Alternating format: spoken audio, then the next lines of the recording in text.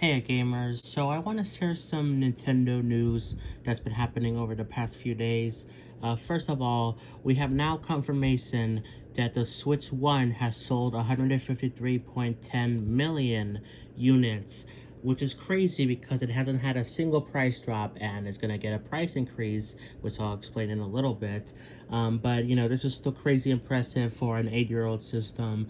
But that's not all, as the Switch 2 has sold 5.82 million units, and Mario Kart World is not far behind with 5.63 million units, which is like a 96% overlap. So it makes me wonder who is buying a Switch 2 without Mario Kart World, because that's like the main game you get for it. But that's where the good news ends, because for some bad news, Nintendo has said that starting August 3rd, so by the time you see this sort, prices for a lot of Switch 1 and a few Switch 2 accessories is going to be increasing.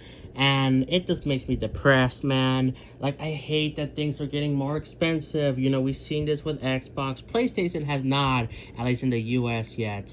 But with Nintendo, we have seen it before it even launched. They had to increase the accessory prices by like $5, and now they're doing it again by a bit. But the Switch OLED is going from $350 to $400. The original Switch is going from $300 to $340. Switch Lite is going from $200 to $230. And for the Switch 2 accessories, the Joy-Con 2 set is going from $95 to $100, and the Joy-Con 2 straps is going from $14 to $15. It's not saying anything about the Switch 2 cases or Pro Controller 2, but I wouldn't be surprised if they go up at some point either. And Nintendo has also said that games and the Switch 2 itself are not increasing yet, but they might in the future. And the reason they cite this is because of economic changes or whatever, so aka the Trump tariffs. And yeah, again, it makes me depressed that these prices are just getting out of hand.